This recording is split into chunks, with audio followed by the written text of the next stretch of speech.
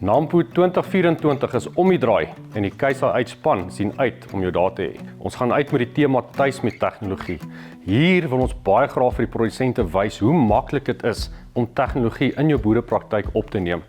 Ons is baie opgewonde om die Keis Connect Room tentoon te stel. Dit is ons sentrale beheerkamer wat ook deur ons verdere netwerk uit gaan rol, waar ons masjiene kan moniteer en van daar af uit ook korrektiewe aksies neem om masjiene aan die loop te hou.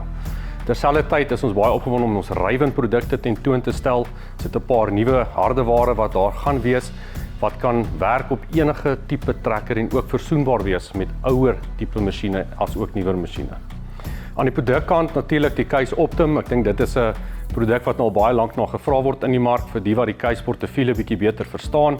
Die Optim is net mooi tussen die Puma en die Magnum reeks en is 'n baie hoë tegnologie trekker wat ideaal is vir verskeie praktyke in die boerdery. So ons net so 'n bietjie van ons standplaas afbeweeg. Op ons NMI standplaas het ons natuurlik 'n reeks van produkte wat ons daar het in terme van implemente, hooi toerusting.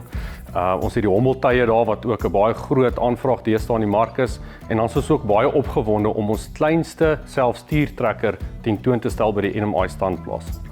Ons het toegewyde verkoopsmense, ons het 'n toegewyde area vir ons finansieringsmense, so kom gesels asseblief met ons om enige transaksie vas te lê as jy die somme wil laat klop of enige navraag het.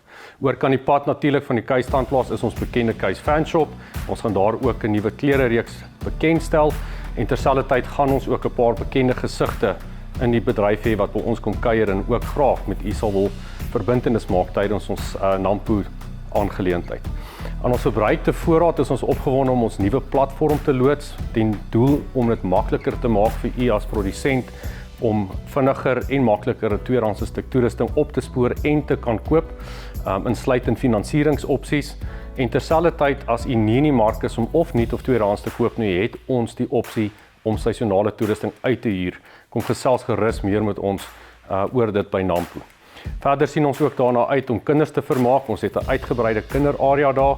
Ons sien jou by Nampo 2024. Kom kuier gerus by ons by die Keis IH se plaaskombuis.